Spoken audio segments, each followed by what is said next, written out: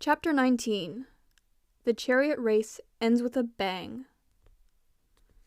We arrived in Long Island just after Clarice, thanks to the Centaur's travel powers. I rode on Chiron's back, but we didn't talk much, especially not about Kronos. I knew it had been difficult for Chiron to tell me. I didn't want to push him with more questions. I'd met plenty of embarrassing parents, but Kronos, the evil Titan Lord who wanted to destroy Western civilization, not the kind of dad you invited to school for career day. When we got to camp, the centaurs were anxious to meet Dionysus. They'd heard he threw some really wild parties, but they were disappointed. The wine god was in no mood to celebrate as the whole camp gathered at the top of Half-Blood Hill. The camp had been through a hard 2 weeks. The arts and crafts cabin had burned to the ground from an attack by a Draco Aeonius, which, as near as I could figure, was Latin for really big lizard with breath that blows stuff up. The big house's rooms were overflowing with wounded. The kids in the Apollo cabin, who were the best healers, had been working overtime, performing first aid.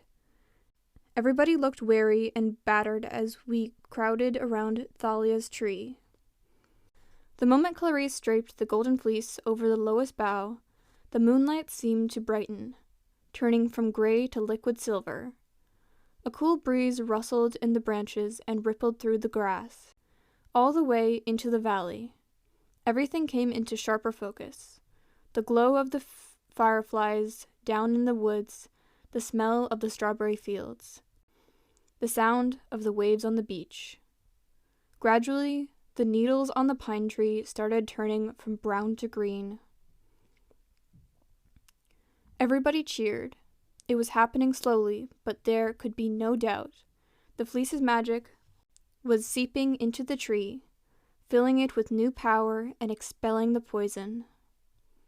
Chiron ordered a 24/7 guard duty on the hilltop, at least until he could find an appropriate monster to protect the fleece. He said he'd place an ad in Olympus Weekly right away.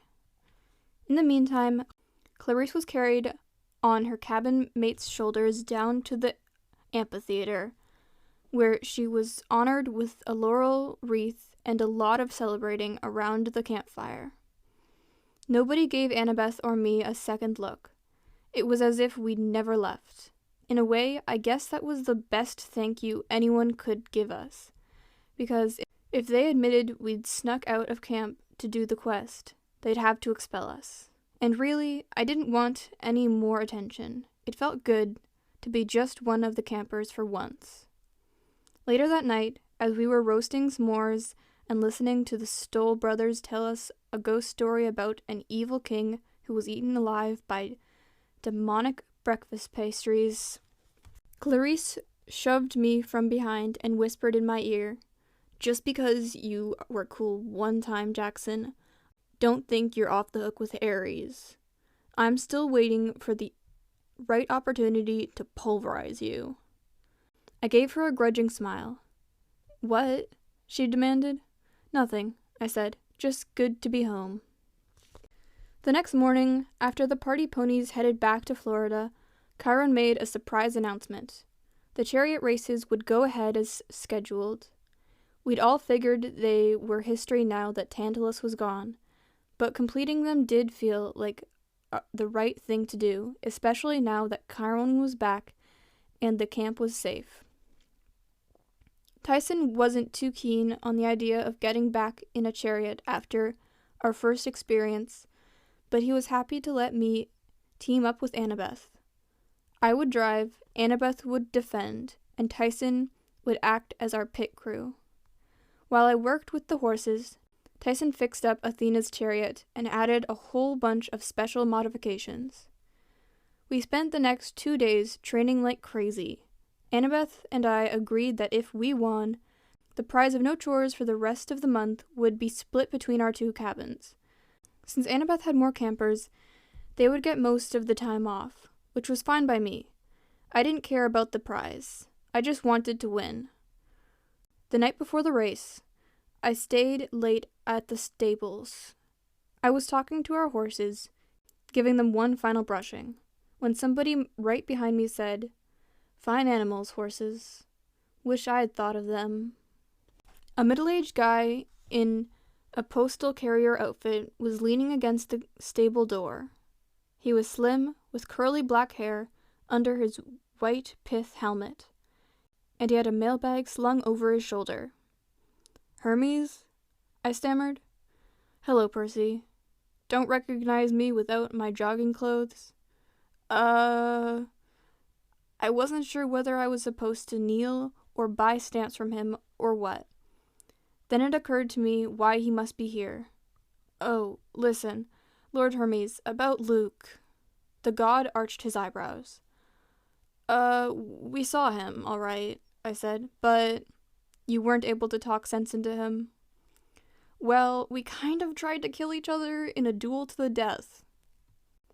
"I see. You tried the diplomatic approach." "I'm really sorry. I mean, you gave us those awesome gifts and everything. And I know you wanted Luke to come back, but he's turned bad. Really bad. He said he feels like you abandoned him." I waited for Hermes to get angry. I figured he'd turn me into a hamster or something. And I did not want to spend any more time as a rodent. Instead, he just sighed. "Do you ever feel your father abandoned you, Percy?" "Oh, man." I wanted to say, "Only a few 100 times a day." I hadn't spoken to Poseidon since last summer. I'd never even been to his underwater palace. And then there was the whole thing with Tyson. No warning, no explanation, just boom, you have a brother. You'd think that deserved a little heads-up phone call or something. The more I thought about it, the angrier I got. I realized I did want recognition for the quest I'd completed, but not from the other campers. I wanted my dad to say something, to notice me. Hermes readjusted the mailbag on his shoulder. "Percy, the hardest part about being a god is that you must often act indirectly, especially when it comes to your own children. If we were to intervene every time our children had a problem, well, that would only create more problems and more resentment. But I believe if you give it some thought, you will see that Poseidon has been paying attention to you. He has answered your prayers. I can only hope that someday Luke may realize the same about me. Whether you feel like you succeeded or not, you reminded Luke who he was. You spoke to him." "I tried to kill him." Hermes shrugged. "Families are messy. Immortal families are eternally messy. Sometimes the best we can do is to remind each other that we're related, for better or worse, and try to keep the maiming and killing to a minimum." It didn't sound like much of a recipe for the perfect family. Then again, as I thought about my quest, I realized maybe Hermes was right. Poseidon had sent the hippocampi to help us. He'd given me powers over the sea that I'd never known about before. And there was Tyson. Had Poseidon brought us together on purpose? How many times had Tyson saved my life this summer? In the distance, the conch horn sounded, signaling curfew. "You should get to bed," Hermes said. "I've helped you get into quite enough trouble this summer already. I really only came to make this delivery." "A delivery?" "I am the messenger of the gods, Percy." He took an electronic signature pad from his mailbag and handed it to me. "Sign here, please." I picked up the stylus before realizing it was entwined with a pair of tiny green snakes. "Ah!" I dropped the pad. "Ouch," said George. "Really, Percy," Martha scolded. "Would you want to be dropped on the floor of a horse stable?" "Oh, sorry." I didn't much like touching snakes, but I picked up the pad and the stylus again. Martha and George wriggled under my fingers, forming a kind of pencil grip like the ones my special ed teacher made me use in 2nd grade. "Did you bring me a rat?" George asked. "No," I said. We didn't find any. What about a guinea pig? George! Martha chided. Don't tease the boy. I signed my name and gave the pad back to Hermes. In exchange, he handed me a sea blue envelope. My fingers trembled. Even before I opened it, I could tell it was from my father. I could sense his power in the cool blue paper, as if the envelope itself had been folded out of an ocean wave. Good luck tomorrow, Hermes said. Fine team of horses you have there, though you'll excuse me if I root for the Hermes cabin.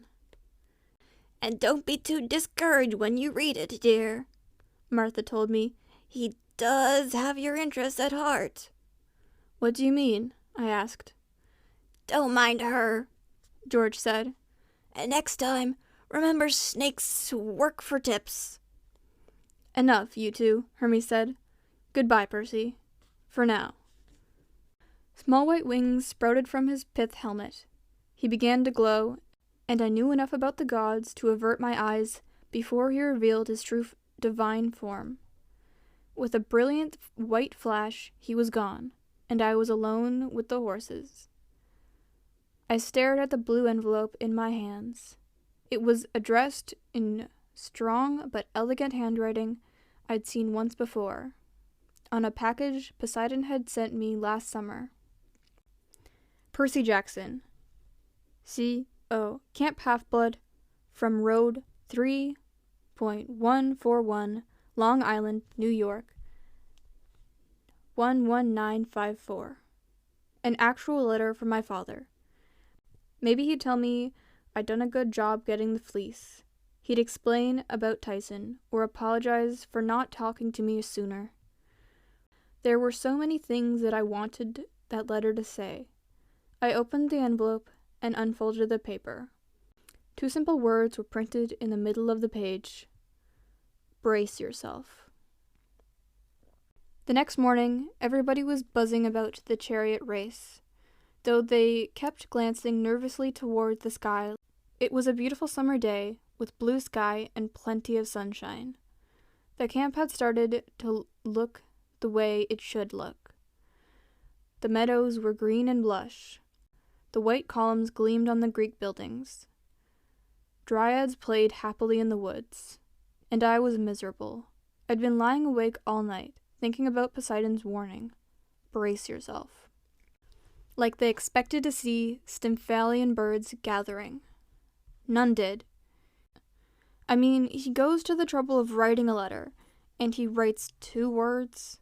Martha the snake had told me not to feel disappointed. Maybe Poseidon had a reason for being so vague. Maybe he didn't know exactly what he was writing me about. But he sensed something big was about to happen. Something that could completely knock me off my feet unless I was prepared. It was hard, but I tried to turn my thoughts to the race. As Annabeth and I drove onto the track, I couldn't help admiring the work Tyson had done on the Athenic chariot. The carriage gleamed with bronze reinforcements. The wheels were realigned with magical suspension, so we glided along with hardly a bump. The rigging for the horses was so perfectly balanced that the team turned at the slightest tug of the reins. Tyson had also made us 2 javelins, each with 3 buttons on the shaft. The first button primed the javelin to explode on impact, releasing razor wire that would tangle and shred the opponent's wheels. The second button produced a blunt but still very painful bronze spearhead designed to knock a driver out of his carriage. The third button brought up a grappling hook that could be used to lock onto an enemy's chariot or push it away. I figured we were in plenty good shape for the race, but Tyson still warned me to be careful. The other chariot teams had plenty of tricks up their togas. "Here," he said, just before the race began. He handed me a wristwatch. There wasn't anything special about it. Just a white and silver clock face, a black leather strap, but as soon as I saw it, I realized that this was what I'd seen him tinkering on all summer. I didn't really like to wear watches, Who cared what time it was? But I couldn't say no to Tyson. Thanks, man. I put it on and found it was surprisingly light and comfortable. I could hardly tell I was wearing it. Didn't finish it on time for the trip, Tyson mumbled. Sorry. Hey, man, no big deal. If you need protection and race, he advised, hit the button. Okay. I didn't see how keeping time was going to help a whole lot, but I was touched that Tyson was concerned. I promised him I'd remember the watch. And hey, Tyson. He looked at me. I wanted to say, well, I tried to figure out how to apologize for getting embarrassed about him before the quest, for telling everyone he wasn't my real brother. It wasn't easy to find the words. I know what you will tell me, Tyson said, looking ashamed. Poseidon did care for me after all. Well, he sent you to help me. Just what I asked for. I blinked. You asked Poseidon for me? For a friend, Tyson said, twisting his shirt in his hands. Young cyclopes grow up alone in the streets, learn to make things out of scraps, learn to survive. But that's so cruel. He shook his head earnestly. Makes us appreciate blessings. Not to be greedy and mean and fat like Polyphemus. But I got scared. Monsters chased me so much. Clawed me sometimes. The scars on your back? A tear welled in his eye. Sphinx on 22nd Street. Big bully. I prayed to Daddy for help. Soon the people at Merryweather found me. Met you.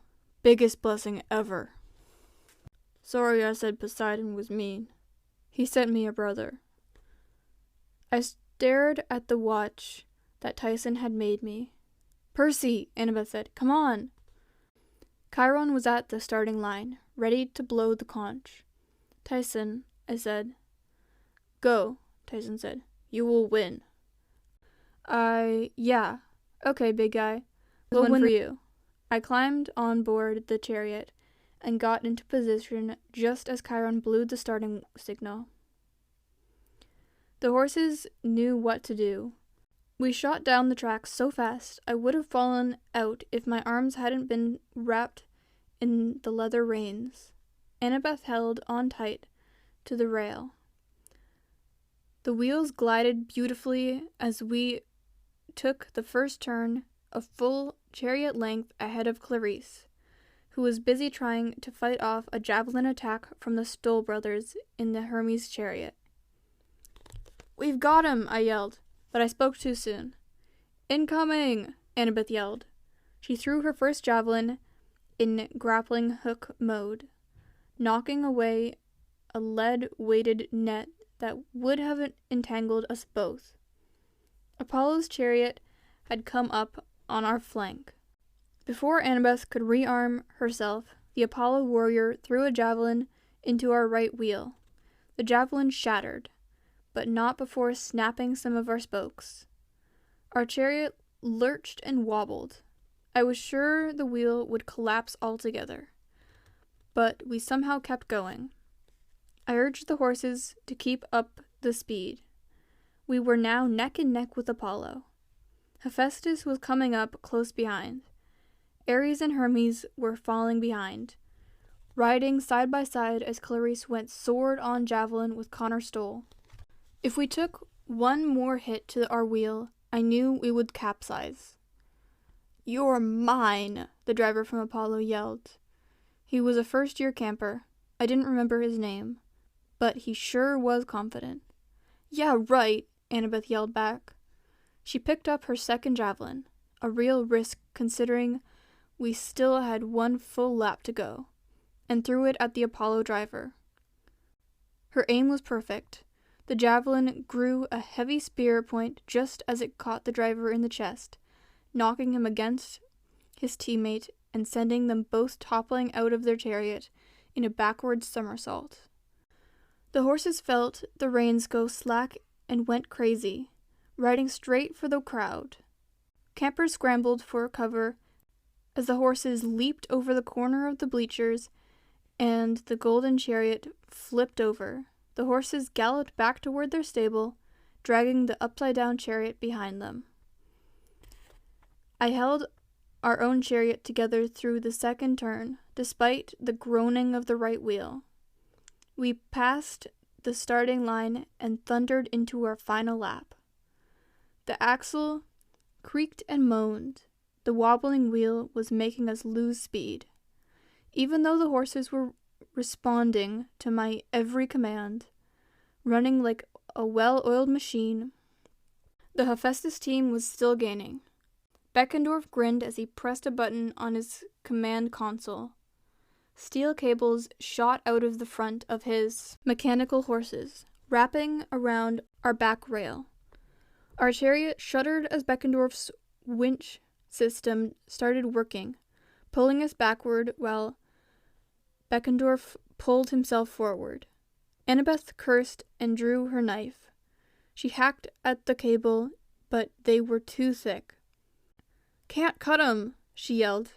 The Hephaestus chariot was now dangerously close, their horses about to trample us underfoot. "Switch with me," I told Annabeth. "Take the reins." "But, trust me." She pulled herself to the front and grabbed the reins. I turned, trying hard to keep my footing, an uncapped riptide. I slashed down and the cables snapped like kite string.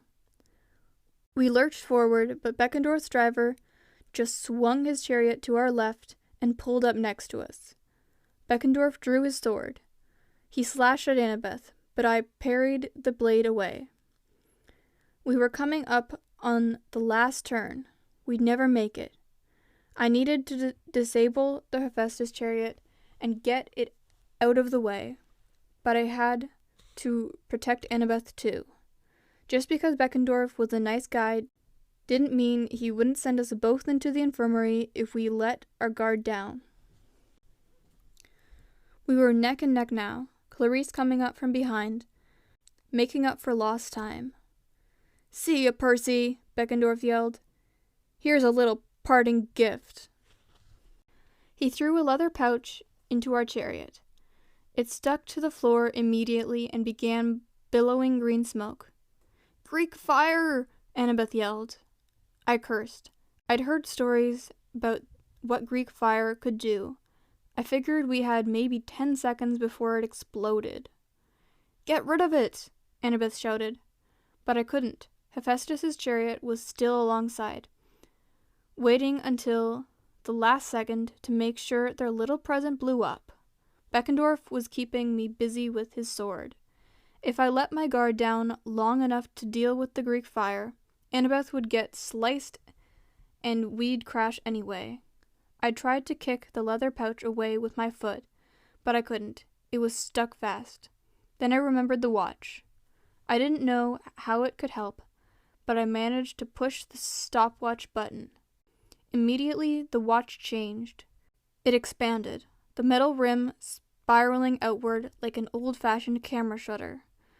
A leather wrap wrapping around my forearm until I was holding a round war shield 4 feet wide, the inside soft leather, the outside polished bronze, engraved with designs I didn't have time to examine. All I knew, Tyson had come through.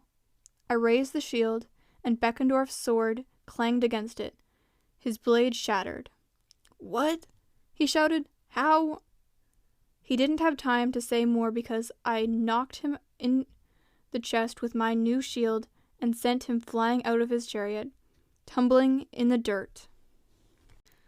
I was about to use Riptide to slash at the driver when Annabeth yelled, "Percy!" The Greek fire was shooting sparks. I shoved the tip of my sword under the leather pouch and flipped it up like a spatula. The firebomb dislodged and flew into the Hephaestus chariot at the driver's feet. He yelped. In a split second, the driver made the right choice. He dove out of the chariot, which careened away and exploded in green flames. The metal horses seemed to short circuit.